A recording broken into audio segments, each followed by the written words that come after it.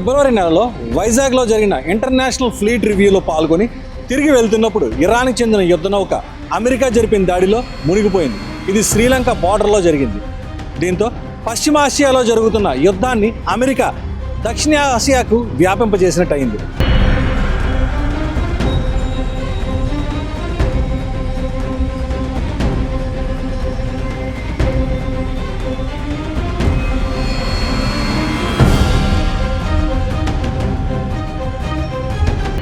విశాఖపట్నంలో గత నెలలో అంటే ఫిబ్రవరిలో ఇంటర్నేషనల్ ఫ్లీట్ రివ్యూలో పాల్గొని తిరిగి వారి దేశానికి బయలుదేరిన ఇరాన్కు చెందిన యుద్ధ నౌక IRIS డానాపై అమెరికా దాడి చేసింది. అమెరికా సబ్మెరైన్ నుంచి దూసుకొచ్చిన టార్పెడో దాటికి IRIS డానా యుద్ధ నౌక మంగళవారం రాత్రి పేలిపోయింది. శ్రీలంక సమీప సముద్ర జలాల్లో మునిగిపోయింది. ఈ ఘటనలో కనీసం 90కి పైగా నావికా సిబ్బంది జల సమాధి అయి ఉంటారని భావిస్తున్నారు. పలువురు నావికుల జాడ గల్లంతైంది. షిప్ మునిగిపోయాక లైఫ్ జాకెట్లతో సముద్ర జలాలపై ఈదుతున్న 32 మందిని సమీపంలోని శ్రీలంక నావికా దళాలు రక్షించాయి. గాయపడిన వారిని సమీప నగర ఆసుపత్రిలో చేర్పించారు. నౌకపై దాడి చేసిన తామేనని అమెరికా రక్షణ మంత్రి హెక్సత్ అధికారికంగా ప్రకటించారు. దాడి వివరాలను పెంటగాన్లోని రక్షణ శాఖ కార్యాలయంలో మీడియాకు మంత్రి హెక్సత్ వెల్లడించారు. యుద్ధం వేళ హిందూ మహాసముద్ర జలాల్లో శత్రుదేశ యుద్ధ నౌక జాడ కనిపెట్టాం, అందుకే టార్పెడోతో దానిని నాశనం చేశాం.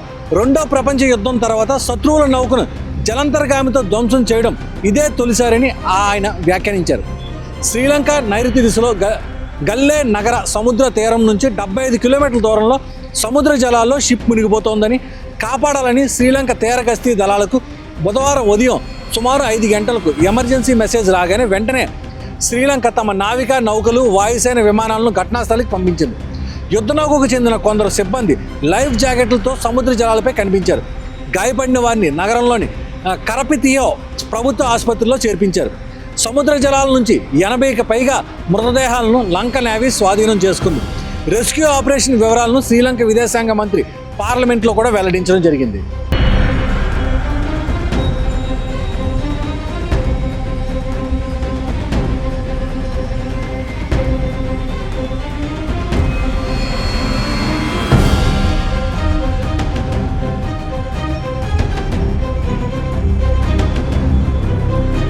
ఈ ప్రమాద సమయంలో ఆ యుద్ధ నౌకలో దాదాపు 180 మందికి పైగా సిబ్బంది ఉన్నారు. ఘటన జరిగిన ప్రదేశం వాస్తవానికి శ్రీలంక సముద్ర జలాల పరిధిలో లేదు. కానీ గాలింపు సహాయక చర్యలు చేపట్టే దూరం మాత్రం శ్రీలంక సముద్ర జలాల పరిధిలోనే ఉంది. అందుకే శ్రీలంక నేవీ తక్షణ సహాయం అందించింది.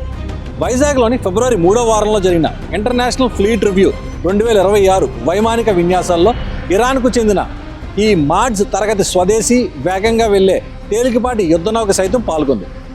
IRIS డానా నౌకలో భారీ స్థాయిలో గన్లతో పాటు భూతలం నుంచి గగనతలంలోకి ప్రయోగించే క్షిపణులు, యాంటీ షిప్ మిసైళ్లు, టార్పిడోలు ఉన్నాయి.